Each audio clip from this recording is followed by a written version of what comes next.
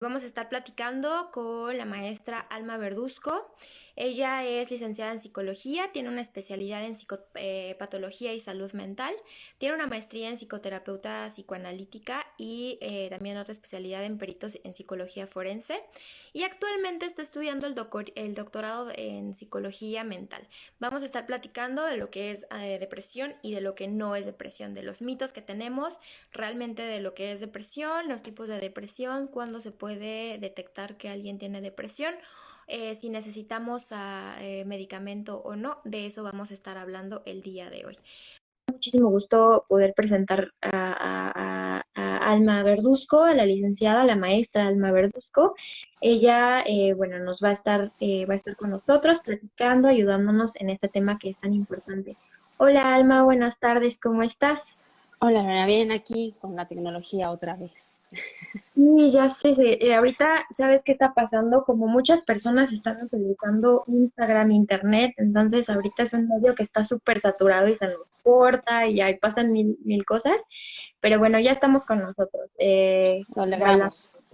lo Ujú. logramos finalmente. Bueno, principalmente a mí yo ya te presenté, me gustaría mucho que pues también dijeras un poco a lo mejor de tu experiencia profesional antes de empezar este tema para que la gente no solamente conozca que, bueno, eres licenciada, tienes tu especialidad y tu maestría, sino un poco a lo mejor un poquito acerca de tu experiencia profesional. Ok, pues mira, desde el inicio me enfoqué en la clínica, siempre fue como el objetivo, nunca consideré otras ramas como prioridad, entonces desde el inicio estaba enfocada en la clínica. Me dedico principalmente a niños, adolescentes, adultos. Me gusta abordar algunas temáticas graves, entonces me dedico mucho al tema patología y pues bueno, he tenido oportunidad de estar por ahí laborando en otros lugares como psiquiátricos, cárcel, etcétera. Pero bueno, hoy en día pues principalmente la clínica directamente en consultorio. Ok, ahorita solamente manejas puro consultorio y eres maestra en escuelas. Así es. Ok, Universidad, posgrado, es donde estoy dando clases ahorita. Así es. Ujú. perfecto. Bien, pues bueno, ahorita el día de hoy vamos a hablar de un tema que la verdad considero que va muchísimo de la mano también con lo que es ansiedad. Lo platicábamos la semana pasada, la ansiedad no es lo mismo que depresión, sin embargo, van de la mano. Van de la mano y más ahorita en este caso que estamos hablando del coronavirus, que todo el mundo nos tiene encerrados, que las personas que ya tenían depresión, ahorita al estar encerrado, muchas personas están solo, puede incrementar el tema de depresión, sí puede aumentar. Pero aquí la primera duda que me gustaría aclararlo contigo es, ¿qué es depresión? Ujú. Mira, depresión se puede evaluar de diferentes formas, porque podemos hablar de un estado depresivo que no es como tal un trastorno depresivo. Entonces va a depender de una circunstancia. Puede ser algo que suceda y entonces va a dar lugar a ese episodio depresivo que por lo general los psiquiatras lo van a evaluar en un periodo de 2 semanas. 2 semanas, 5 síntomas, ¿no? Para determinar que ya no es solamente una baja de ánimo. Nosotros lo que vamos a evaluar como un punto equilibrado, ¿no? Es que dentro del estado de ánimo va a haber oscilaciones. No podemos estar planos, eso nunca va a suceder, ¿no? Entonces, en estas oscilaciones tienen que ir de acuerdo a lo que vive el sujeto, su personalidad, su momento de vida, su contexto, ¿no? Etcétera. Si hay una circunstancia que le causa una baja de ánimo y aparte, ¿no? De eso está generando estos elementos de disfuncionalidad, falta de adaptación, etcétera, etcétera, ya hablamos de un estado depresivo, un episodio depresivo se va a quitar y bueno, puede repetirse, ¿no? O sea, podríamos hablar de que son momentos donde evidentemente la mente necesita a veces estos momentos de depresión. Ya cuando consideramos un trastorno, ya hablamos de una baja de ánimo que es persistente y que va a fragmentar al sujeto en su capacidad de adaptación, ¿no? Ya va a estar irritable, no quiere trabajar, no funciona de la mejor manera. En los casos menos graves, ¿no? Un poquito menos graves, sí consideran y sí se dan cuenta de que algo no está bien. Y entonces lo señalan como yo solía, no sé, te pongo ejemplos de lo que normalmente te dicen en la clínica, ¿no? Me decía una chica, normalmente yo planeaba las fiestas de cumpleaños de mis compañeros de trabajo y ahora no tengo ganas de nada y eso es muy raro, ¿no? Entonces, en palabras de los pacientes es así, empiezan a notar diferencias en su dinámica de vida y obviamente pues eso los lleva a pedir ayuda, ¿no? En los casos más graves pues ya ni siquiera lo notan y entonces ahí sí requieren como una intervención un poquito más profunda. Claro, nosotros estábamos recibiendo muchísimas dudas. Ahorita sabes que es un boom el tema del coronavirus, el tema de estoy encerrado, el tema de no puedo salir, el tema de tengo depresión o creo que tengo depresión. Muchos me preguntaban ¿a quién afecta principalmente a la depresión? ¿Existe específicamente un rango de edad para que la depresión surja o se agrave? Ujú. Pues mira, así como tal una edad definida, no, te puede dar en niños, en adolescentes, en adultos, cada quien tiene su crisis, vamos a ponerlo así, ¿no? Entonces, un poco para resumírtelas, el niño por lo general se deprime de una manera irritable, el niño se enoja, hace berrinche, no es como el clásico que llora todo el día, ¿no? Más bien está pues muy molesto el niño, ¿no? Y una de las crisis de los niños, ¿no? Se da más o menos alrededor de los 3 5 años, que están pequeñitos, que juntándolo un poco con lo de la semana pasada, que la ansiedad de separación, ¿no? Pues sienten que pierden, ¿no? a su figura de protección, la mamá o el papá, y entonces eso pudiera generarle cierta tendencia a un estado depresivo, pero también lo podemos evaluar como un momento normal. Al final el niño se tiene que separar tarde o temprano, ¿no? Entonces el niño menos, ¿no? Es el que menos podría deprimirse a menos que hubiera alguna situación particular en casa, ¿no? Violencia, algún tema de enfermedad en casa, ausencias, vamos, cualquier carencia que le pegue directamente al niño, ahí sí pudiera generar, ¿no? Situaciones de separación, divorcios, ¿no? Etcétera, etcétera. En los adolescentes en sí mismos pues están en un duelo, ¿no? Están perdiendo su infancia y eso ya les trae una depresión en sí misma, ¿no? Y entonces al adolescente no le deprime como tal de manera consciente el, híjole, estoy dejando de ser niño. Al adolescente le deprime mucho más el no ser incluido en un grupo de amigos, el sentirse rechazado, el no ser parte, ¿no? de la moda o estas cosas que les toca vivir a los adolescentes, ¿no? Y en los adultos, en particular, te voy a mencionar dos crisis que pegan con algunas edades, ¿no? Una es la crisis de los 30, ¿no? Que es cuando el adulto se cuestiona sobre lo que ha hecho en su vida. Entonces, a los 20 están muy divertidos, terminan de estudiar o están consolidando su trabajo y entonces empiezan a ganar dinero y, bueno, están como muy maravillosos, ¿no? A los 30 años empiezan como a voltear hacia atrás y a darse cuenta de qué han hecho con esa independencia que han logrado hasta ese momento, ¿no?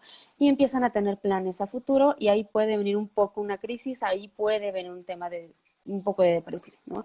Y la otra es alrededor de los 50, 60, por ahí, vamos a ponerle pues, un rango un poquito más amplio, porque digo, hoy en día el tema del adulto que se acerca a la tercera edad es muy difuso, ¿no? Hoy en día tenemos a ancianos de 80 años superfuncionales, entonces, bueno, esto puede estar bastante movible, pero ellos sí pasan por el duelo de las capacidades físicas, donde ya son más lentos, las capacidades cognitivas, donde ya no se acuerdan, empiezan a perder la memoria, por ejemplo, ¿no? Tienen como ciertas lagunas y sí lo empiezan a resentir. Y pues obviamente el tema de los vínculos, ya sus compañeros, sus vecinos, sus amigos, pues se enferman, algunos fallecen, ¿no? Entonces ya ven muy de cerca el tema pérdida de la vida y ahí es donde más puede estar el tema de la depresión en la edad adulta. La realidad es que no nos focalizamos a una edad, sino más bien a la personalidad del sujeto, al contexto que lo rodea y obviamente a la situación que esté viviendo. Platicamos, bueno, tocaste un tema súper importante que inclusive en el tema pasado nos preguntaban y se enfocaban muchísimo en el tema de los niños. Es muy importante saber cómo los niños manifiestan la depresión. Sin embargo, ¿cómo manejar la depresión en los niños? Es muy importante. Otra de las preguntas que no solamente tuvimos en la plática pasada, sino también en esta plática, es cómo nosotros, aparte de identificar la depresión en los niños, cómo es que nosotros, algunos como papás, como hermanos, como personas responsables de algún pequeño, podemos manejar e inclusive ayudar a los niños. No me refiero a ayudar con palabras de ánimo, ya sabes, como que siempre te dicen, no, no te preocupes, la depresión, no pasa nada, échale ganas y todo esos que son mitos de lo que no es depresión. Sin embargo, aquí como especialista, ¿qué recomiendas? Sí poderlo llevar a a un psicólogo infantil, qué tipo de terapia, qué tipo de tratamiento se puede dar específicamente para los niños. Mira, desde casa, vamos a abordarlo desde las tres áreas que pueden tener más soledad los niños: la casa, la escuela y evidentemente el tema ya de una intervención clínica. Desde la casa hay que empezar a ver indicadores importantes en el comportamiento. Está más irritable, ¿no? Tiene alteraciones en algunos elementos del sueño, pesadillas, no duerme, terrores nocturnos, ¿no? Alguna cosa que ya esté saltando mucho más. Y también que se empiece a aislar, ¿no? Los niños no tienen reserva, ¿no? Ellos sin filtro dicen lo que piensan y a quien le guste y a quien no también, ¿no? Entonces, cuando ya hay un aislamiento, ya hay una irritabilidad y hay cambio en hábitos, ya es un indicador importante de cierta revisión, ¿no? Ahora, ¿qué pueden hacer los papás? Los papás normalmente se enojan y esto es normal. Su lugar como papás es pues, tratar de entender al hijo, pero si no te está haciendo caso y está tirado en el suelo llorando, pues evidentemente sueltas un grito o no sé, ¿no? La llamada de atención que se utilice. Y entonces eso refuerza un poco en el niño como este abandono emocional. Entonces, una de las cosas que se recomienda mucho es como darle su tiempo y ser una figura constante, no abandonar. Entonces, decirle que estás irritable, estás enojado, estás llorando, no quieres hablar, te voy a dar 5 minutos, 10 minutos, dependiendo la edad del niño. Mientras más pequeñitos, menos tiempo se les da. Y aquí estoy, cuando tú estés listo me dices qué pasa, ¿no? Evidentemente el niño no habla igual que el adulto, no tiene la conciencia de decir estoy triste, estoy frustrado, pero lo que nos pueda decir está bien. Con eso podemos entender que algo no está entendiendo él no está comprendiendo sus emociones y tal vez el papá y la mamá, que por supuesto lo conocen, ¿no? Pues pueden hacer la función de traductores, ¿no? Estás triste, estás enojado, te molestó esto, para ayudarles a ubicar qué es lo que está pasando. Ahora también hay que tomar en cuenta que los niños, si traen situaciones complicadas, no las dicen a los papás por miedo a ser regañados. Entonces hay que ayudarles a dibújame lo que sientes, ahora que están tan de moda los niños con el tema de las tablets y estos dispositivos, pues los famosos emojis, ¿no? A ver, dime cómo te estás sintiendo hoy, algo que sea muy gráfico, que les ayude a ellos a ubicarse y ver si esa traducción pues les resuelve un poquito ese estado de ánimo, ¿no? Digo, desde casa, la presencia, ¿no? Y el poder traducir un poco, ¿no? En la escuela, en evitar la exclusión, evitar el estigma, donde de repente el niño es señalado como el niño berrinchudo, gritón, que no se incluye, y entonces ya empiezan a separarlo de los compañeros de clase y eso obviamente va a enfatizar la situación, ¿no? Va a hacer que se sienta más abandonado, menos visto, y entonces el incluirlo tal vez con un poco de seguimiento, porque también entendemos que pues no podemos tener un elemento tan particular con el seguimiento de estos niños en la escuela, pues sí, a lo mejor, oye, ya terminaste tu trabajo, en vez de que se ponga a molestar al compañerito, ven y ayúdame acá a recoger material, ¿no? O bórrame el pizarrón, ¿no? Es algo que mantenga al niño incluido, ocupado de alguna forma para que no empiece a generar ideas, ¿no? de irritabilidad y que pues al final le dé una participación dentro de sus compañeros, ¿no? Evitar evidentemente señalamientos por parte de los demás y dar un seguimiento de cómo está trabajando, ¿no? En cualquier baja académica, pues sí tendría que avisarse inmediatamente a la familia porque se está sumando a un tema de comportamiento. Y en el tema de la clínica, sí es recomendable llevar a un especialista, mientras más pronto mejor, porque los niños son mucho más maleables, ¿no? Entonces, ellos en personalidad se pueden adaptar, ¿no? Un adulto es más difícil, ya hizo estructura de personalidad, pues ahí vamos a ver cómo lidiamos con defensas, ¿no? Pero el niño absorbe mucho más fácil, lo puede resolver de una manera un poco más noble. Normalmente es terapia de juego, no la más recomendable para que los niños lo sientan mucho menos agresivo. La terapia con niños hablados, pues realmente no existe como tal, no es terapia de juego en diferentes enfoques y ayudarle a generar como símbolos qué significa para él esa emoción, dónde la ve, con quién la está relacionando. Entonces, ese trabajo lo hace el terapeuta a través del juego puede ser desde el juego, desde el humanismo, desde el psicoanálisis, y en el conductismo en particular es mucho más un tema emergente, ¿no? Ya es urgente tener que cambiar esto porque yo, no sé, por ejemplo, ideas suicidas, ¿no? Entonces eso sí ya está muy fuerte, no, bueno, hay que quitarlas, ideas irracionales, y ya después tal vez nos vamos a una terapia más profunda, pero de inicio la emergencia se está quitando. Entonces realmente va a depender mucho del caso que se presente. Ok, es muy importante saberlo porque muchas también de las personas que nos escribían son docentes. Entonces, Ujú. sí es muy importante saber cómo manejar el tema de la depresión con los niños, ¿no? Porque muchas veces nos enfocamos en adultos, en adolescentes, ¿no? Que de repente los adolescentes es normal dependiendo también el tipo de Claro. comportamiento que solamente quieran encerrarse en su cuarto, escuchar música, estar en el iPad, en el celular, en redes sociales. Pero en un niño siempre es muy difícil captar la atención de decir, Ujú. bueno, es normal que esté jugando, es normal que esté corriendo, saltando, que quiere, ¿sabes? Durmiendo en sus horas, pero finalmente es un niño. Siempre y cuando sí es muy importante enfatizar en que no todos los comportamientos son normales, ¿no? Hay que normalizar, porque muchas veces como familiares queremos ver todo normal.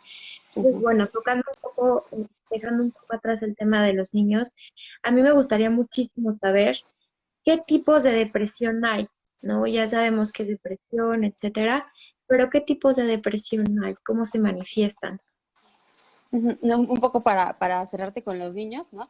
El tema de un niño inquieto no es lo mismo a un niño irritable, ¿no? Entonces hay que preguntarnos con qué intención hace las cosas. Una cosa es el niño inquieto que le gusta jugar y por accidente, no sé, tira las cosas en el salón de clases, pero es un accidente por su juego, vamos, ¿no? Está Ujú. jugando. A cuando lo hace con toda la intención, ¿no? De molestar, dolosa, de lastimar al otro, ahí ya hay un indicador que ya no está tan bueno, ¿no? Entonces, un poco el determinar esto, un niño que juega es un niño sano, por muchas travesuras y desorden que haga, mejor, ¿no? A ver esta mala, entre comillas, ¿no? Como mala manifestación, mala intención de sus actos, ¿no? Y bueno, en los tipos de depresión hay un montón de tipos de depresión, ¿no? Eh, te hablo un poquito de las depresiones psiquiátricas, ¿no? De las que se diagnostican con el psiquiatra. Está la depresión mayor, ¿no? Que esta dura un año, y entonces sí es grave. Ahí sí vemos disfunción de la persona, no se levanta, no trabaja, no tiene ganas de bañarse, o sea, es muy, muy visible, muy clara, ¿no? Esta puede suspenderse y volverse a presentar. Entonces, como es de gravedad, está el riesgo de que vuelva a caer, aunque hayan pasado años que la superó o que se haya dicho que se superó esa depresión, ¿no? La otra es lo que hoy se llama la depresión persistente, antes llamada distimia, que esa es muy grave en cuanto a que no se nota, ¿no? Es una depresión que se ha ido generando poco a poco, no se nota, la persona sigue funcionando, sigue haciendo sus cosas, pero se empieza a tornar un poco negativa, ¿no? Todo es, me va a salir mal, no voy a poder, tengo un accidente, panorama negativo por donde le veas, ¿no? Entonces, la persona difícilmente la reconoce y se justifica con el así soy, ¿no? Y entonces el así soy, habrá que preguntarnos desde cuándo así eres, ¿no? Por lo general se le da 2 años para ser diagnosticada por lo mismo. Es atenuada, no se ve tan fuerte, entonces hay que observarlo un poquito más de cerca, pero sí ya es delicado, ¿no? Y de ahí podemos ver muchas. Por ejemplo, ahorita pienso un poco en la depresión existencial, ¿no? Esta depresión es una depresión que sucede cuando el sujeto pierde algo que le dota de identidad, por ejemplo, el trabajo, el lugar de residencia, etcétera, ¿no? Entonces ahorita tenemos a personas que por la situación del COVID perdieron su trabajo. Entonces pierden su trabajo, ya no saben quién son porque eran importantes por el trabajo y se hunden en una depresión terrible, ¿no? Aunado a la situación salud, ¿no? Que también es una pérdida, ¿no? Los amigos, ¿no? Este tipo de situaciones donde te dotan de cierta identidad también pudiera generar, ¿no? Tenemos otra depresión, que es la depresión neurótica, que aquí este es muy importante porque creo que después de toda esta situación del coronavirus, que esperamos que pase pronto, ¿no? Va Ujú. a salir, ¿no? Va a detonar mucho, ¿no? Esta se engancha a una predisposición, es decir, nuestra historia de vida, nuestra psicobiografía, como le llamamos, está cargada de eventos dolorosos que van dando lugar a rasgos depresivos, rasgos, no todavía un diagnóstico de depresión. Y cuando viene una situación que lo detona, pues evidentemente después de eso se queda el trastorno depresivo, ¿no? Entonces uno ya no sabe ni qué fue porque uno encuentra historias larguísimas de muchas desgracias, de muchos elementos dolientes en la vida del sujeto, y pues hay que empezar a reacomodar, a que lo resuelva, a que empiece a asumir que hay un tema que pues no está como del todo bien en él, ¿no? Y parecida a esta, pero no en el tema psicológico, sino en el tema biológico, está la depresión endógena, ¿no? La depresión endógena, pues estamos hablando de elementos biológicos, cierta predisposición a la enfermedad, a esto se le llama una adiátesis, es decir, yo puedo tener una predisposición a la depresión, pero tal vez nunca manifestarlo, a menos que se presente un estresor.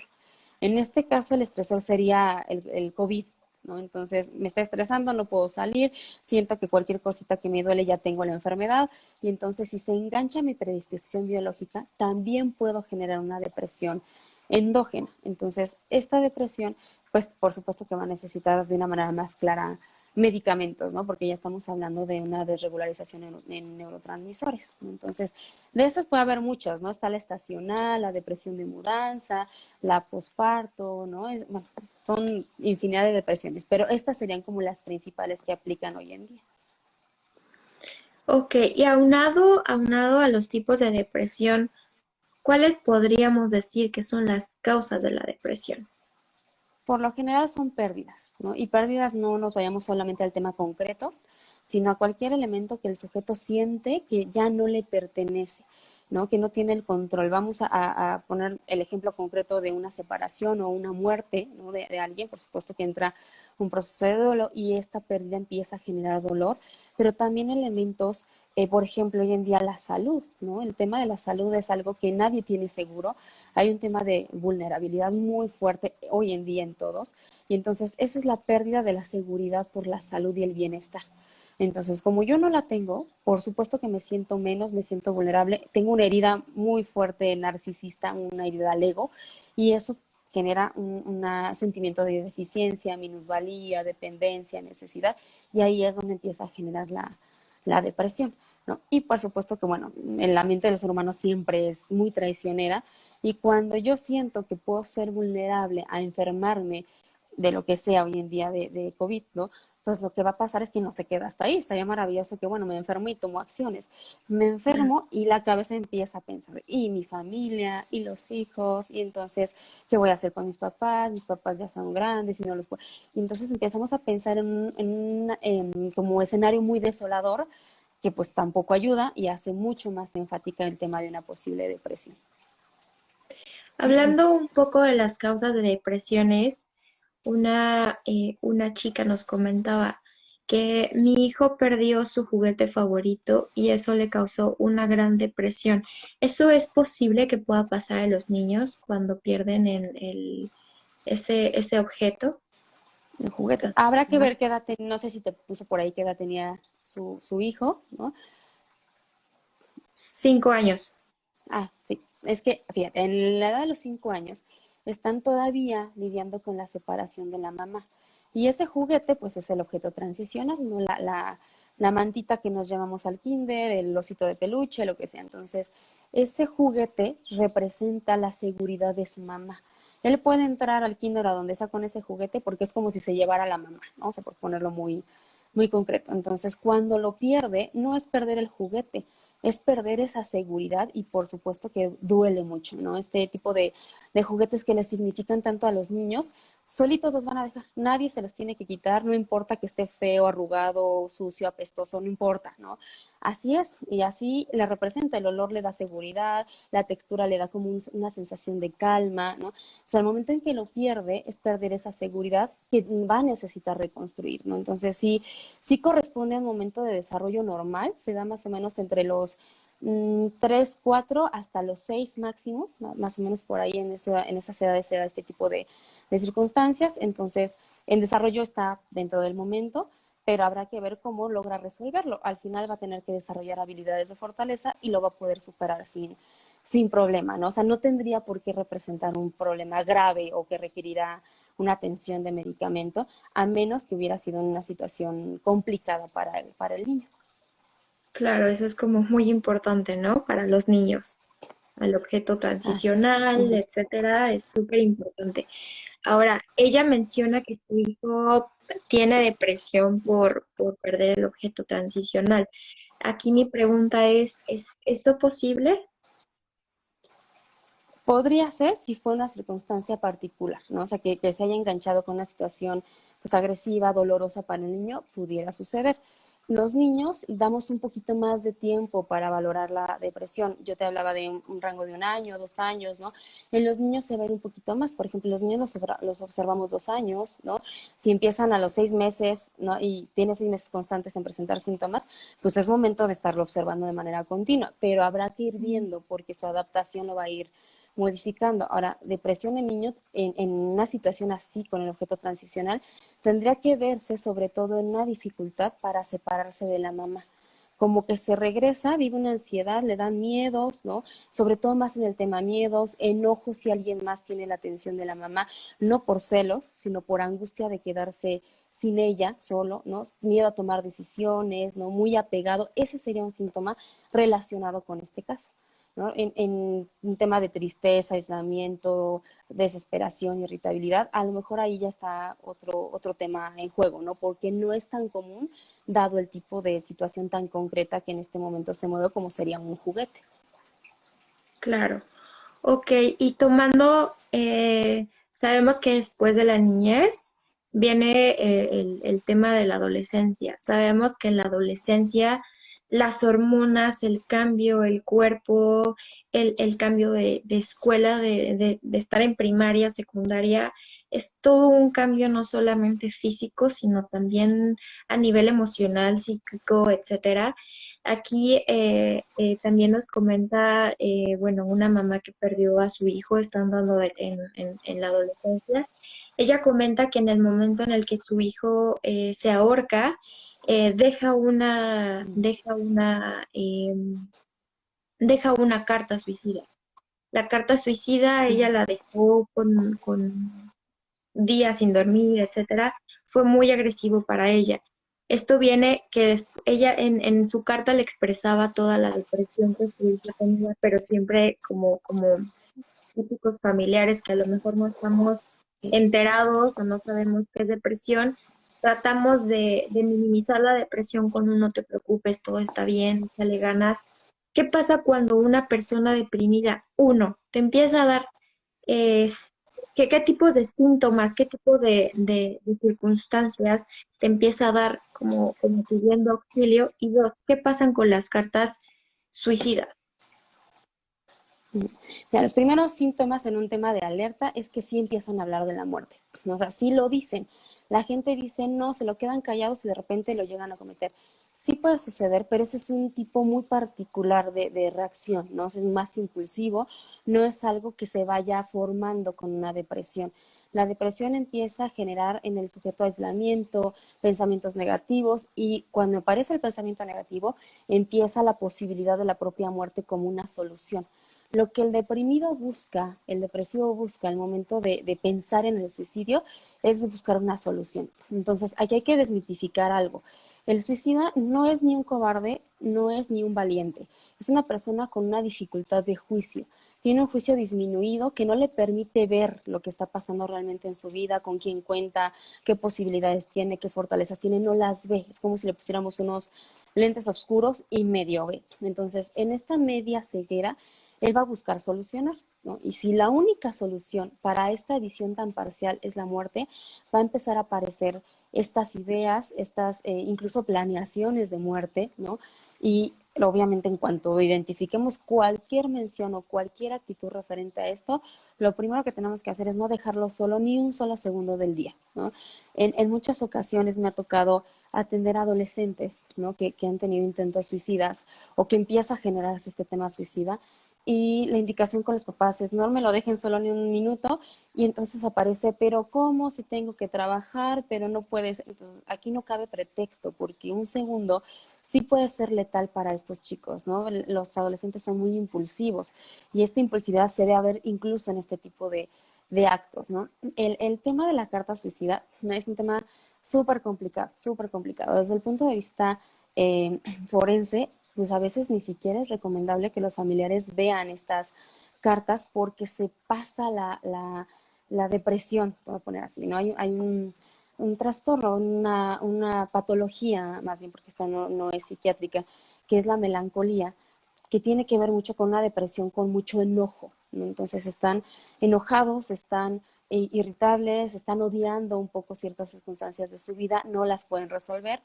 y este mismo odio los lleva a volcarse en contra de sí mismos. En vez de castigar al otro, se castigan a ellos mismos y son los que más tienden a cometer estos actos suicidas.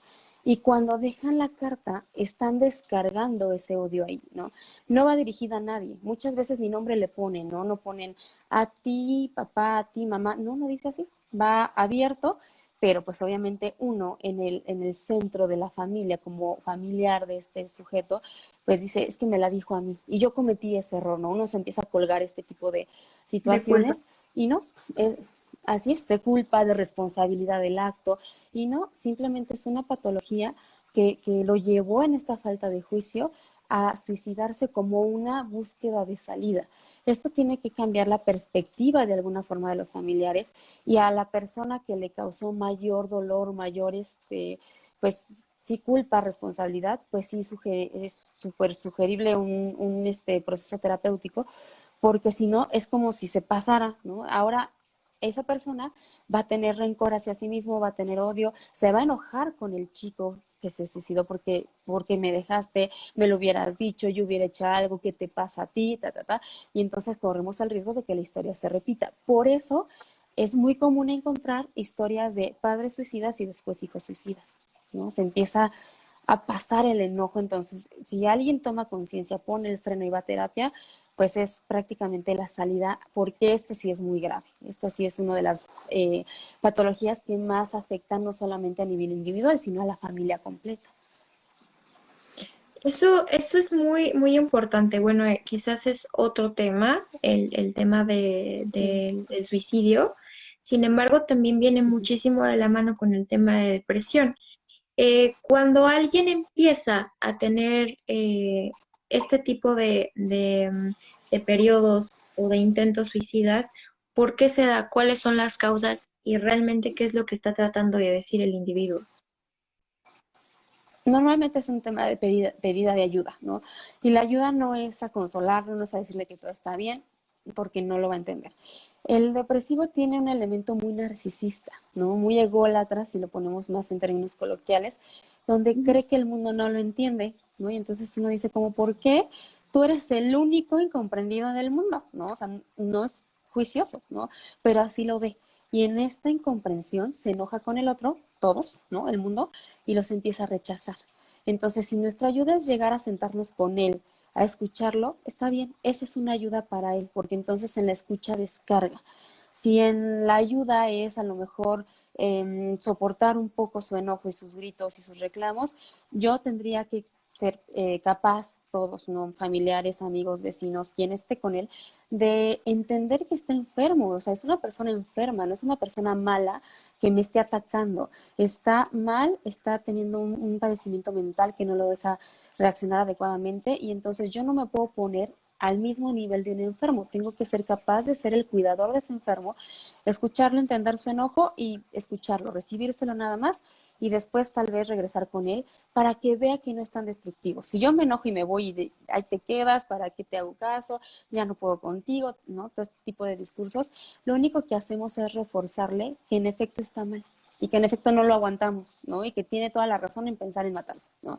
Entonces, si yo le digo, está bien, estás enojado, ahorita regreso, a ver si estás bien, regresamos y nada, que otra vez me vuelvo a ir y que nos vea constantes, poco a poco se va a ir sembrando en su cabeza la idea de no pasó nada, ¿no? Estamos bien y no soy tan destructivo, ¿no? Que esa es la idea que normalmente está en su cabeza. En la cabeza de la persona suicida, ¿no? Con Sí, pensamientos ajá, así suicidas. es, con la depresión, así es.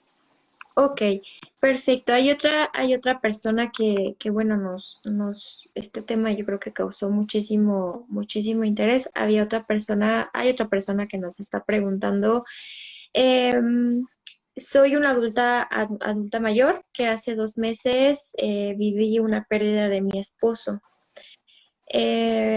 tras 74 años juntos y no pude llorar en el funeral, ¿no? Esto es muy importante. Juntos y no pude, o sea, todos juntos, estaba toda su familia junto, y ella no pudo llorar en el funeral, empezó a tener sueños todo el tiempo, se quedó callada por muchísimas horas, es decir, ella no pudo hablar durante el funeral y ella menciona que con la mirada perdida. Eh, que en este caso son síntomas de depresión y qué hacer con esta persona, ¿no? ¿Qué se puede hacer si yo tengo o veo a un familiar que perdió a su esposo, a su mamá, a su hijo, se queda callada, no llora en el funeral? Primera pregunta, ¿estos son síntomas de depresión? Y segunda pregunta, si no es depresión, ¿qué es? ¿Qué es lo que realmente pasó? Y tercera pregunta, ¿cómo se le puede ayudar a esa persona que en su momento no lloró alguna pérdida? ¿Qué se puede hacer? La entrada así como depresión, no, es muy pronto para depresión. 2 meses no podríamos diagnosticar depresión, sí podríamos hablar de episodios depresivos, pero más que eso quedaría pues ubicar un momento de shock, ¿no? Entonces vamos a hablar un poquito del duelo, ¿no? El duelo es un proceso normal ante la pérdida que nos sirve para desarrollar fortalezas. No es malo, ¿no? Al contrario, es malo el que no entre en duelo. Entonces, esto que habla de no pude hablar, no pude llorar en el funeral, es la primera etapa del duelo, que es la negación, ¿no? Estoy en shock, estoy asimilando qué pasó porque la cabeza necesita tiempo para poder asimilar qué es lo que está viviendo la persona. No vamos a poder poner un tiempo definido, esto depende de cada persona, y entonces el shock puede durar unos segundos, puede durar a lo mejor una semana, no lo sé, ¿no? Y entonces habrá que cuidar que no se estanque. Aquí, ¿cuál es un indicador positivo? Fíjate, pese a que es un panorama pues bastante triste, ¿no? Pues hay un indicador positivo. Ella sabe que murió el esposo, ¿no? No me está diciendo, hace 2 meses mi esposo ya no está con nosotros porque emprendió un viaje, ¿no? Emprendió un viaje, habrá personas que lo pueden entender como, falleció, habrá gente que está de viaje, ¿no? Se fue a otro lado, ¿no? Y ahí opera algo que detiene para avanzar. Entonces puede ser que el duelo pues está empezando a iniciar, está empezando a avanzar de alguna manera. No es agradable el duelo, por supuesto, no es la negación, después viene el enojo, ¿no? Y entonces hay que pasar por todas estas etapas. No podríamos poner negación, pero sí podemos poner que hay un estado de shock que está empezando a movilizar a la persona. Que también se asoma a lo mejor por ahí la resistencia a la depresión. Prefiero quedarme callada, ¿no? A llorar, porque llorar es terrible y es asumir que ya no está.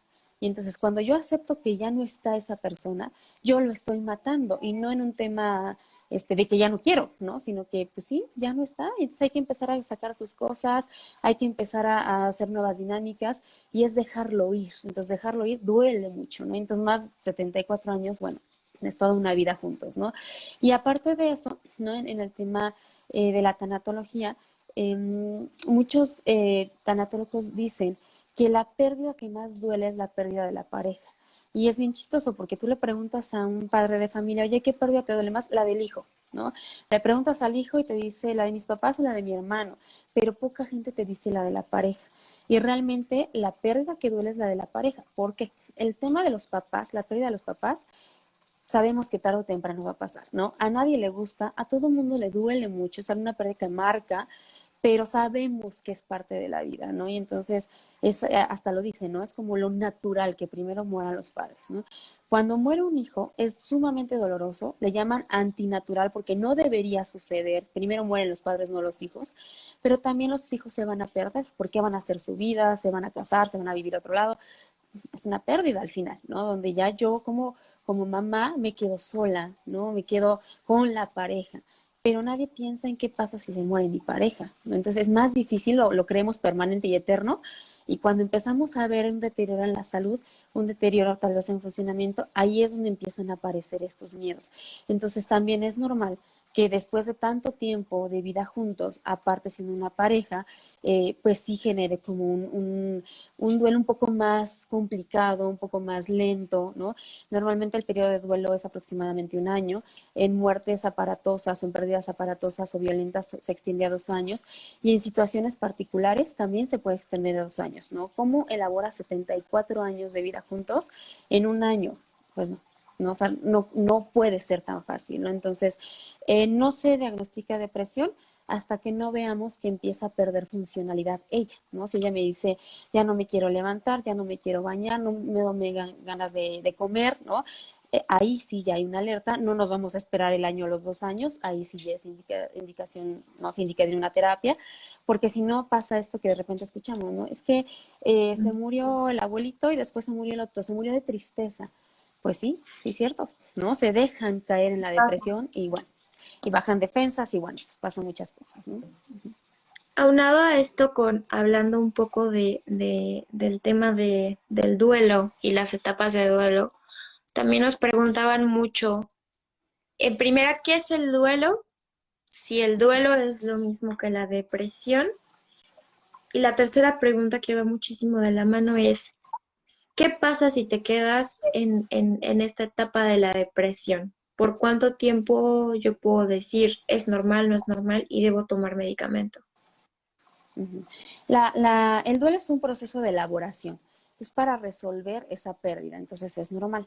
No es lo mismo que la depresión es parte del duelo, es una etapa del duelo.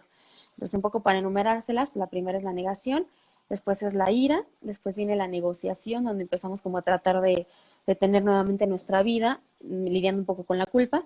Después viene la depresión, que esa depresión no es un trastorno, es una depresión buena porque nos acerca a lo real, nos acerca a vivir la pérdida.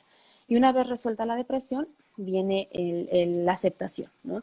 Esto aproximadamente en un año puede ser movible, se pueden regresar las etapas y sí pueden suceder, ¿no? Ahora, la depresión puede durar toda la vida incluso. O sea, tú puedes tener una persona eternamente deprimida, medianamente funcional, siempre de malas, pero deprimida, ¿no? Entonces, pues ya no es sano, ¿no? Y a lo mejor nunca tomó medicamento, pero pues así estuvo funcionando toda su vida, ¿no? ¿Cuándo ya es indicador de un medicamento? Sobre todo la disfuncionalidad, ¿no? Que hemos mencionado desde el inicio. La disfuncionalidad se tiene que ver mínimo en 2 áreas. Por ejemplo, su trabajo y los amigos. Ya no va a reuniones y en el trabajo le está yendo mal porque ya no quiere ir a trabajar, se levanta tarde, incumple y ya trae una amenaza de pérdida de trabajo, ¿no? Ya son 2 áreas de vida que están afectadas. Entonces, ahí más vale mejor ir a terapia, ir a un psiquiatra y súper importante que cuando trabajen de la mano psiquiatra y psicólogo estén al unísono, o sea, no pueden competir, ¿no? O sea, uno se dedica a una cosa, el otro se dedica a otra y si hacen un buen trabajo en equipo, el paciente sale, ¿no? Se puede volver a estabilizar. Obviamente siempre con el riesgo de recaer en una depresión porque es uno de los diagnósticos pues muy conocidos, pero poca gente de verdad hace contacto con su gravedad. Muchos pacientes te piden una cita de, oye, quiero una cita porque estoy deprimido. Bueno, vamos a ver si de verdad estás deprimido, porque es un diagnóstico grave, ¿no? La gente lo minimiza por, no sé, el término se ha hecho coloquial, pero en realidad la disfunción sí ya no se está hablando de un tema que pudiera necesitar este medicamento. Medicamento. Ese es un tema que también nos están preguntando muchísimo. Sin embargo, yo creo que el medicamento va enfocado, finalizado en todas las preguntas que nos están realizando. Mi segunda, mi otra pregunta es, en las mujeres que dan a luz la famosa depresión postparto, en primera, ¿por qué se da? ¿Es un tema neuronal? ¿Es un tema psicológico? ¿Por qué se da en temas, en este caso, psicoanalíticos, psicoterapéuticos? Híjole, ese está bien complicadote, pero a ver, te lo voy a tratar de resumir. Una parte se le echa la culpa a las hormonas, ¿no? Sí, sí es Ujú. cierto, hay una desregularización, entonces sí puede ser, ¿no? Desde el punto de vista psicológico, psicoanalítico, no más específico, hay una nueva pérdida de la mujer. La mujer cuando está embarazada está completa. Lo voy a tratar de poner sin términos técnicos, ¿no? Para que sea un Ujú. poco más comprensible, ¿no? Está completa y tan completa que si lo ponen de repente en broma en la tele de quiero unas enchiladas suizas a las 3 de la mañana, el marido corre por las enchiladas suizas, porque si no, bueno, podría montar en cólera, ¿no? Entonces ahí está el poder de la mujer. Sí controla, sí tiene todo, el mundo está volcado sobre ella, ¿no? Y entonces tiene una importancia que a lo mejor antes no sentía, ¿no? Porque de repente a las 3 de la mañana sin estar embarazada, oye, quiero unas enchiladas, el marido va a decir, estás pero sí mal de la cabeza, ¿no? Entonces no tiene el mismo poder, entre comillas, si lo ponemos así, ¿no? Cuando nace el niño, es bien interesante lo que pasa, porque nace, todo el mundo va al hospital a verlo y ve a ver al niño, ¿no? Entonces voltean a ver a la que está embarazada, a la recién parida. Ah, ¿cómo estás? Bien. Ah, qué bueno. Y se vuelcan otra vez al niño, ¿no? Entonces, ya perdió eso otra vez, ¿no? Y entonces se siente otra vez con una falta, como que ya no es vista, con falta de atención. Y ahí es donde está la depresión postparto. Esta se puede enfatizar mucho más en un tema de culpa, ¿no? De culpa de no puedo cuidar al niño y entonces yo me asumo dañina. Siento que no lo puedo cuidar, al contrario, si lo toco le voy a hacer daño, pero es porque está enojada, ¿no? ¿Por qué tú, siempre les digo así a mis alumnos, ¿no? Esta bolita de carne con ojos que acaba de salir de mí, que no tiene ni siquiera la capacidad de hablar, me está quitando toda la atención que yo había logrado y ya no tengo nada. Entonces, ese enojo, por supuesto, es muy inconsciente. Las mamás no lo hacen por malas, no lo hacen porque es parte del proceso de desprendimiento de un ser que estaba adentro y que simboliza mucho a nivel mental, simboliza poder, simboliza control, simboliza como esta posibilidad de dar al esposo o a la pareja, ¿no? Una trascendencia dentro de lo que es el matrimonio. Entonces, todo eso se pierde y claro que vienen elementos depresivos. Se puede frenar, sí, claro, al momento en que empezamos a ver indicadores de depresión postparto, pues más vale una intervención temprana y no esperar a que se haga una psicosis postparto, que ahí sí ya está la fantasía de dañar al bebé, ¿no? Que ya no lo tocan para nada y entonces pues se puede hacer algo muy grave porque se trastoca el tema de el vínculo, la mamá que no está con él y entonces el chico está vinculado con todo mundo menos con la mamá, entonces bueno, ahí se abren otros campos también. Este tema me gustaría también mucho, bueno, hacerte la pregunta, tiene mucho que ver cuando la mamá se siente de alguna manera que también le cortan una parte de ella, es decir, la circuncisión, que nosotros le llamamos que solamente es para los hombres, que quizás las mujeres lo tienen de una forma inconsciente, ¿no? Que la parte reproductora del hombre fue cortada, entonces nosotros tenemos el clítoris. Cuando nace el hijo, esto también se puede dar o puede ser la causa de una depresión postparto. Sí, de hecho es pues, prácticamente esto, ¿no? O sea, un poco Mm, poniéndolo desde el complejo de Edipo, que creo que es bastante conocido el término. El ujú. niño está enamorado de la mamá, odia al papá, entre comillas, ¿no? Porque tiene a la mamá, le roba la atención de la mamá. El niño, hombre, estamos hablando de niño varón, se compara con el papá y dice, no, pues es más grande, es más fuerte, pues no, en una de esas sí me anda castrando, ¿no? Y porque el niño lo ve desde el punto de la castración, eh, literal, cuerpo, ¿no? Pene, porque Mm. está aprendiendo a conocerse. Y entonces está justo en la edad de los 3 años en conocer su cuerpo, la diferencia con la mamá, con el papá, pues es lo que ve, ¿no? Se meten a bañar y entonces ubica corporalidad. Y entonces el niño dice, no, no, no, gracias mamá, te quiero mucho, pero mejor quédate con mi papá, yo me busco a otra como tú, ¿no? En el caso de la mujer es diferente. Por eso por ahí dicen también que la mujer madura antes que el hombre, porque el niño sale de este complejo de Edipo por la ansiedad de castración, por miedo a ser castrado. La niña entra al Edipo ya castrada, no vive una ansiedad de castración. Entonces, ella está enamorada del papá, odia a la mamá porque tiene al papá, lo mismito que el niño, pero entonces se enoja con la mamá porque la mamá la hizo incompleta. Oye, ¿qué onda? No me diste un pene, ¿no? Entonces dice, ¿me va a crecer? ¿No? O sea, como un poco en el tema sobrevalorado de la parte del cuerpo, ¿no? Cuando ella va creciendo y dice, no, no sale, no crece, no nada, se da cuenta, porque también a nivel mental es más madura, se da cuenta de otras cosas, ¿no? Dice, bueno, no tengo un pene, pero le puedo dar un hijo, ¿no? Entonces dice, a mi papá no, porque es de mi mamá, y yo soy el hijo de mi papá, entonces a mi papá no, pero puedo estar con otro como mi papá, al que sí le voy a dar un hijo.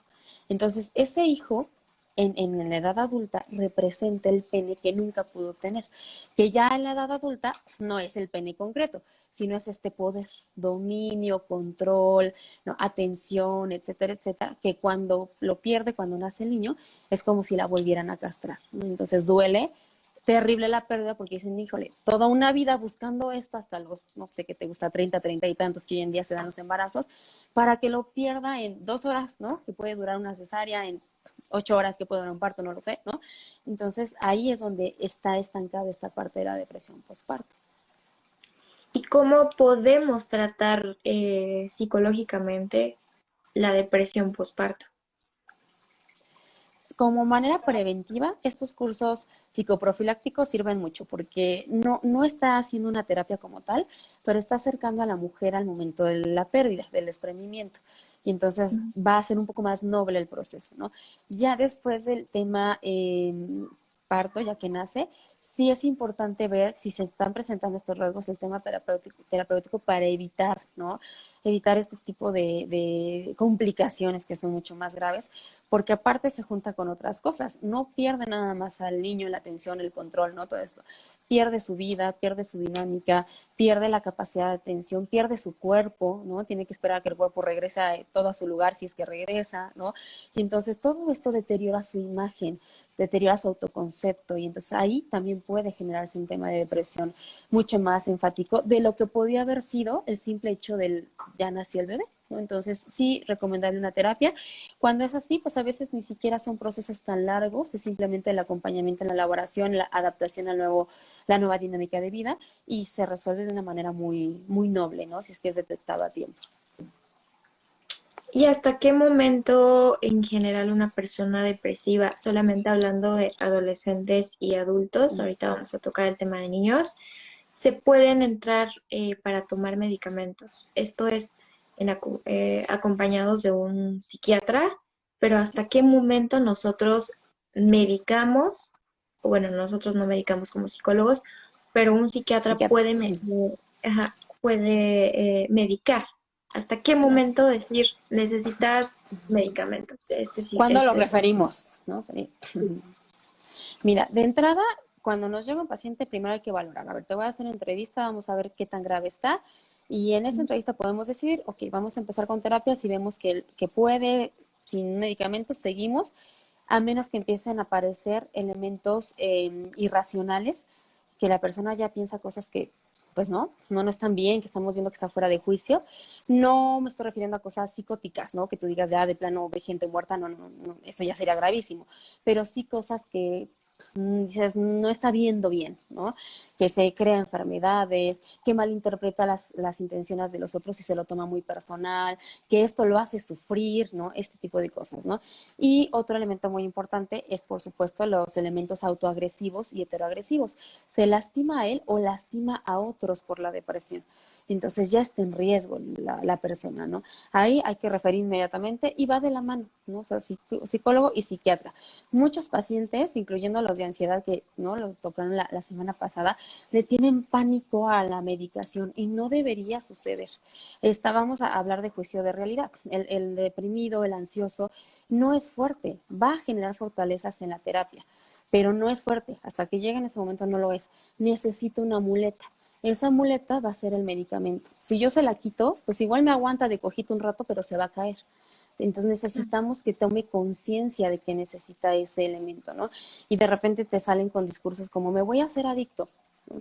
Pues sí, si lo mal lleva, claro, ¿no? Si lo hace mal, si no sigue instrucciones del psiquiatra, por supuesto que se va a hacer adicto.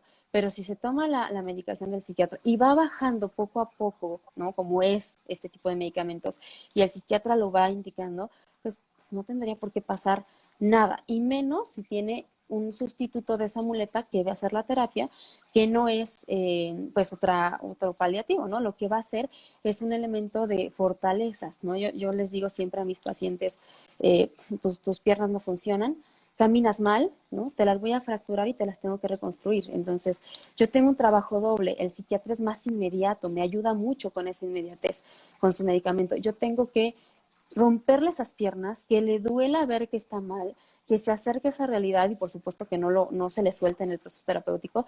Y después, mientras el medicamento me está ayudando a poner unas prótesis, lo que vamos a hacer es generarle fortalezas que son sus piernas nuevas, reales, con las que puede caminar, ya sin la muleta. ¿no? Pero sí requiere constancia, ¿no? Requiere paciencia del paciente, requiere trabajo también y compromiso, no nada más el tema de voy con el por el medicamento y es la pastillita mágica, porque tampoco nos vamos al otro extremo, ¿no? Entonces, más bien el riesgo y la presencia de ideas irracionales.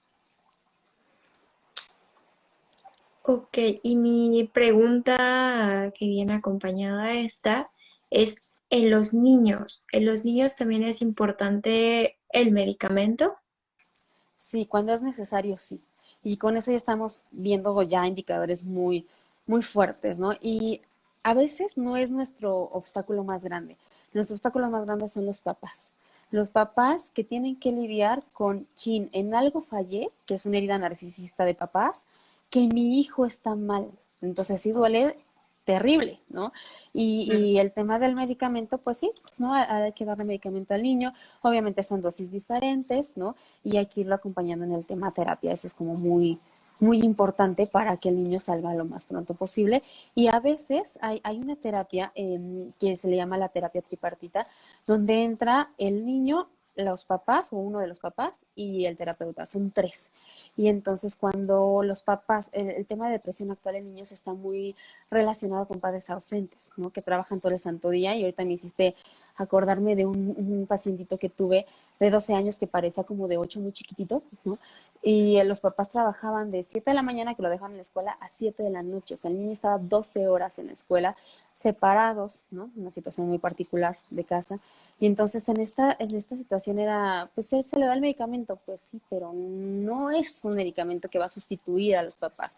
El niño tenía que entender qué estaba pasando con ellos en la separación y tenía que asumir que esa separación iba a suceder, ¿no? Entonces, pues hay una negación de los papás, que pues el medicamento ahí estaba, ¿no? Constante, no tenían problema para dárselo, pero esta capacidad de ver la falta y arreglarlo incluso en ellos, esa es la parte que no queda, ¿no? Y muy opuesto a este caso, ¿no? Yo te pongo otro caso de una eh, chica que está pensando en prevenir, dice, no, pues es que si yo voy a trabajar todo el día, voy a descuidar a mis hijos, no, voy a tener que dejar de trabajar y mejor fines de semana trabajo porque mi hijo necesita seguimiento en la escuela, Entonces hay fíjate, hay una visión distinta de los papás, ¿no? Entonces va más por el tema de hacer conciencia en la familia completa y pues sí, apegarse al tratamiento lo más que se pueda. Lo más que se pueda. Perfecto. Aquí tocando a lo mejor un tema o una definición muy psicológica, ¿qué es narcisista? Narcisismo es este momento donde tú te pones en el centro de atención de esa persona que para ti es importante, primordialmente la mamá, ¿no? Para el niño es la mamá. Y entonces de repente el niño hace un dibujo, mira mamá lo que dice, ¿no? Si la tía, la abuela, el papá, el hermano, quien sea, dice que bonito, sí que bien. Pero si la mamá no dice que bien, es terrible, porque entonces para él es el centro de, ¿no? Entonces, si tengo la atención de mi mamá, es maravilloso, ¿no? El tema narcisista en adolescentes, en adultos, es esta cosa de verse a sí mismo. Un ejemplo tan común, las selfies, ¿no? De los adolescentes, ¿no? Y entonces van a la tienda y selfie comprando, no sé, un refresco, ¿no? Papá. Exacto, lo que sea, y la selfie y superposan, ¿no? Entonces, esta cosa de verse perfectos, de verse bonitos, ¿no? De verse solo a sí mismos y no ven al otro, ¿no? Entonces, la empatía está un poco minimizada, ¿no? Si lo ponemos un poco por ahí. Y pues no comprenden al mundo y no se sienten comprendidos por el mundo. Eso es muy de adolescentes, ¿no? Mamá, es que tú nunca me entiendes, ¿no? Que eso es bueno, habrá que ver, Claro. ¿no? Entonces, ese es un momento donde ellos lo necesitan, el niño a temprana edad, a los 2 añitos, varía de acuerdo a los autores, primera infancia, no bebecitos, o los adolescentes lo necesitan para consolidar su identidad de, ya sé quién soy, ¿no? Porque si no, se les cae y están copiando patrones de todo mundo. Entonces, ese momento narcisista en algunos puntos es natural, es esperado que suceda para consolidar personalidad, si no, si caen en una depresión de yo no sé ni quién soy, ¿no? Entonces, va a variar, ¿no? Y en los adultos, ¿no? En los adultos ya no es tan necesario, ya es un rasgo de personalidad, a veces un trastorno de personalidad, y entonces ahí ya hay problemas, pues, de contacto, de empatía. Discúlpanos, Alma, se nos cortó el video por el Se nos tiempo. acabó el 20. Sí, sí, Sí, sí. se nos acabó. Pero bueno, aquí estamos otra vez. ¿En qué estábamos? Ya no me acuerdo. Estábamos un poco, bueno, no estábamos un poco, estábamos platicando sobre el tema de narcisismo, sobre el Así. significado, y todo. Estábamos justo en adolescentes y adultos. Sí, y te decía que en adultos es menos común como un elemento parte de la vida, ¿no? Sino que más bien esto puede ser un rasgo de personalidad, incluso un trastorno de personalidad, donde ya hay una carencia de empatía, ya hay una necesidad de reconocimiento constante, ya hay una cosa falsa, ¿no? O sea, como se ve un poco la fachada de la personalidad, donde todo está a la imagen, por ejemplo, a vincularse con personas que ellos consideran de la misma manera, al nivel de importancia, por ponerlo así, y obviamente pues eso se ve en un deterioro en sus relaciones. El narcisista no va a terapia, rara vez va a terapia, porque pues si él es perfecto, ¿como para qué va? Si va a terapia o va alguien con rasgos narcisistas, nosotros tenemos que hacer que se deprima, aunque suene chistoso porque estamos hablando en contra de la depresión, ¿verdad? Pero si no se deprime el narcisista, no está haciendo contacto con su realidad y no va a construir su parte positiva, ¿no? Entonces, más bien va por ayudarle. Y bueno, no se escucha muy feo, ¿no? De repente yo soy muy directa para decir esas cosas, pero, por ejemplo, a mis pacientes yo sí les explico, si te sientes mal, ¿no?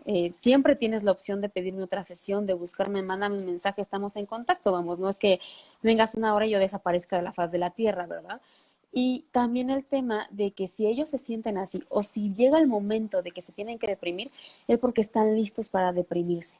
No, a eso se le llama el timing de la sesión. Hay un momento para todo. Entonces, si yo terapeuta veo algo que no está listo mi paciente para recibir, no lo digo, me callo mejor. No más vale ser prudentes, reservados, todo a su tiempo. Cuando sale, a veces ellos mismos lo dicen, ya ni siquiera lo tengo que mencionar yo, y entonces se dan cuenta y me dicen, por ejemplo, creo que no soy tan perfecto. Bueno, qué bueno que ya lo empieza a ver, ¿no? Entonces ahí empezamos a meter estos elementos, ¿no? De tirada del narcisismo, porque estamos viendo que está listo, está fuerte para soportarlo, no se va a deprimir en un tema patológico, sino en un tema de crecimiento, que es otro tipo de depresión, ¿no? Eso ya es otro tema diferente. Claro, era muy importante aclarar este tema de narcisismo, ¿no? Porque Ujú. había muchísimas definiciones con narcisismo, entonces sí es muy importante a veces aclarar estas definiciones. Y hablando un poco de también de narcisismo, etcétera, hablando también de las mamás, me regresaba un poco al tema del posparto que acabamos de recibir esta pregunta. Aquí nos preguntaban, ¿en qué manera puede afectar al bebé eh, cuando tiene ok, la mamá tiene la depresión postparto, etcétera, pero ¿en qué manera estamos afectando al bebé? Mira, de manera concreta, tal vez no, si hay alguien más que hace la función de mamá, la abuela, la tía, nana, quien sea, bueno, Ok. está ayudando al niño. Si no hubiera nadie, ahí sí tenemos un problema, porque la mamá es la que se encarga de metabolizar la ansiedad del niño. Si el bebé nace, y entonces el bebé nace en un tema, pues de quién sabe qué es esto, ¿no? Acabo de salir del líquido calientito, bonito, tengo hambre, no sabe qué es hambre, pero siente un hoyo en la panza, tiene Frío. frío, no sabe nada, exacto, ¿no? Y entonces no sé si te ha tocado ver, les ha tocado ver que de repente empieza a llorar el niño y la tía tiene hambre, la abuela, no, ya se hizo pipí, y la mamá, no, cálmense, tiene ganas de dormir, ¿no? Y la única que le atina es la mamá. Esa es la parte que necesitamos que haga la mamá, la lectura de la necesidad para poderle ayudar al niño a traducirla sin el lenguaje, porque el niño todavía no tiene lenguaje, el bebé todavía no habla, ¿no? Entonces la mamá Claro. sabe comunicarse a través del llanto, a través del gesto. Esa es la parte que sí podría afectar. Si una mamá no hace esto, es terrible porque entonces al niño se le regresa doble ansiedad. Me duele la panza, no sé que tengo hambre y nadie me ve y me duele el doble, ¿no? Entonces es mucho más grave, ¿no? Hubo por ahí un tiempo, hace un par de años, un poco más, como que será, como una tendencia, no sé cómo decirle, a que dejaras llorar al niño en la cuna para hacerlo fuerte.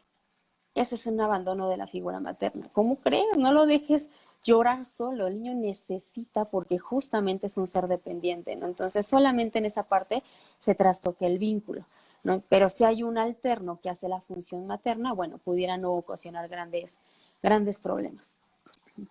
Ok, sí era muy importante aclarar ese tema porque de repente si nos enfocamos mucho en la mamá y la mamá tiene estos síntomas y pasa esto, pero ¿y el bebé qué está pasando realmente con ellos, no? Y Así en es. algún futuro, cuando ellos empiezan a crecer, cuando empiezan a ser un poco más adolescentes, ¿esta parte pudiese llegar a afectar? Sí, sí, en la adolescencia se revive todos los elementos de la infancia un poco mezclados, un poco raritos, ¿no?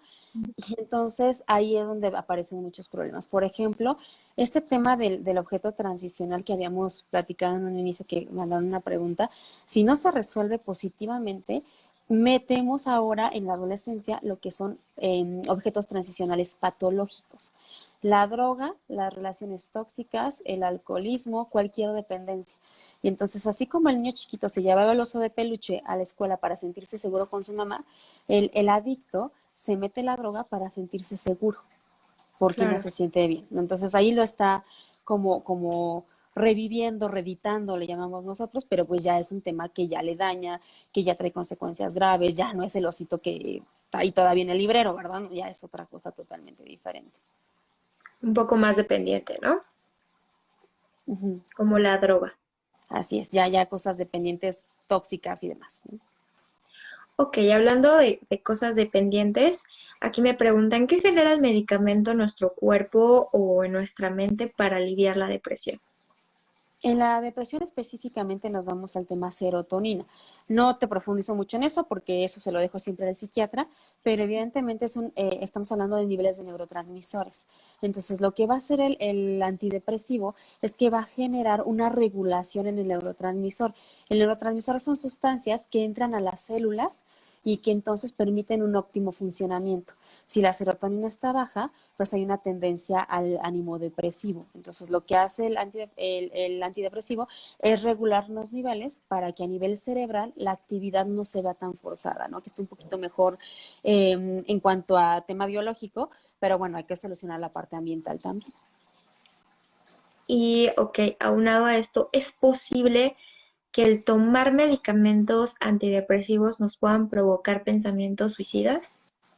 Los efectos secundarios ya son muy raros, ¿no? O sea, el efecto secundario del antidepresivo, como es un medicamento que se receta como muy constantemente, es prácticamente baja la posibilidad de que esto suceda. Normalmente no ocasiona tendencia suicida, normalmente nos vamos a otro tipo de síntomas un poco más físicos, ¿no? Lo que puede generar. A algunos les genera como somnolencia, a otros no sé, les genera algún tema de irritabilidad, pero como tal la aparición de ideas suicidas ya sería un extremo. Eso es muy poco visible en los pacientes. Ok, bueno, pues esto sería prácticamente todo en la cuestión de las preguntas. Es un tema muy interesante, es un tema que como bien ya lo vimos, Muy es amplio. un tema imposible de abarcar en una hora. Es por eso que, bueno, se necesitan estudios, maestrías, licenciaturas en esto, especialidades, etcétera, para abarcar el tema de la depresión. Eh, ¿Quisieras terminar este tema con un tema, con una invitación a algo muy importante de la depresión? Pues más que nada un tema de como resumen, ¿no? La depresión pues no es un tema que se pueda aguantar, que digan después voy a tratamiento, mientras más rápido lo atiendan mejor. Y pues en el tema particular de lo que se está viviendo actualmente por el tema COVID, pues hay que pensar mucho más en ciertas dinámicas que podamos hacer en nuestra casa, conservar nuestra dinámica de vida lo más posible para evitar estos altibajos. Y si en algún momento sí se siente que esto no es llevadero, pues hoy en día está muy en pie la terapia en línea, ¿no? Justamente porque hay un tema de encierro, ¿no? Y que no lo dejen para después de, ¿no? Porque se puede juntar con cosas.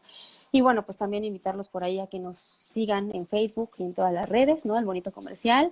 Y bueno, pues ahí tendremos noticias de cursos, pues muchas actividades que vienen por acá con nosotros en Avance. Perfecto, muchísimas gracias. Y para finalizar, ¿se pueden contactar contigo directamente para tomar estas terapias psicoterapéuticas? Sí, no sé si doy el teléfono o subo la imagen de contacto, como prefieras. Podemos dar el contacto aparte en nuestras redes sociales. También es muy importante que, bueno, ahí nos sigan, como bien lo comentaste, para futuras pláticas y los contactos, pero sí es muy importante ahorita con el tema de que estamos encerrados, etcétera, es mi pregunta, ¿se puede tomar contigo terapias en línea o físicas o cómo ahorita la estás manejando? Sí, mira, ahorita aquí, acá en Aveinsa, pues tenemos varios terapeutas que estamos trabajando. Por situaciones muy particulares, hay pacientes que no pudieron pasarse en línea. Muy particulares me refiero a que, por ejemplo, en su casa no tienen un espacio para hacer la sesión en línea. Entonces, ahí seguimos trabajando sobre, por supuesto, los cuidados de la distancia, espacio entre sesiones, ¿no? O sea, está todo el tema cuidado. Son los menos, la mayoría, pues afortunadamente fueron muy conscientes y se fueron en este periodo a terapia en línea, entonces estamos manejando las dos. Ya la manejábamos desde antes, pero bueno, ahorita sí está un poquito más cargado a terapia en línea. Principalmente adolescentes, adultos, parejas, ¿no? Son los que están en línea, porque obviamente el tema del niño en el tema de juego, pues tal vez requiere una adaptación particular, entonces sería sobre revisar el caso de los niños, ¿no? Si pudieran conectarse, porque el niño tampoco tiene la atención de una hora en un aparato, entonces, bueno, también sería como mentirles, entonces más bien ahí serían casos muy particulares que se pudiera llevar a eso, ¿no? Pero en adolescentes, adultos, parejas, ahí sí no habría problema, ¿no? Perfecto.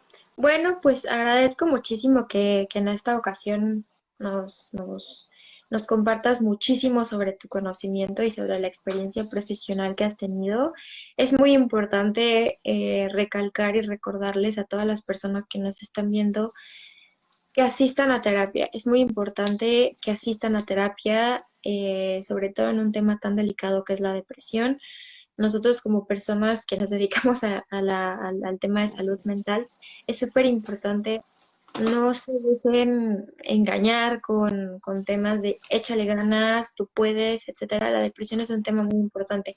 Así es que si nos estás viendo, sientes o piensas o te identificaste con alguno de los conceptos que aquí se mencionaban y piensas o sientes que tienes depresión o familiares con depresión, es muy importante que acudan a terapia. Es por eso que es tan importante que siempre lo vean con un médico de la salud mental. Pues agradezco muchísimo que nos hayas acompañado, Alma, y agradezco muchísimo también a ustedes que nos hayan acompañado en esta hora y media de plática. Estamos. Y bueno, pues muchísimas gracias y nos vemos en la próxima. Gracias, Alma. Muchas gracias, Lore. Bye.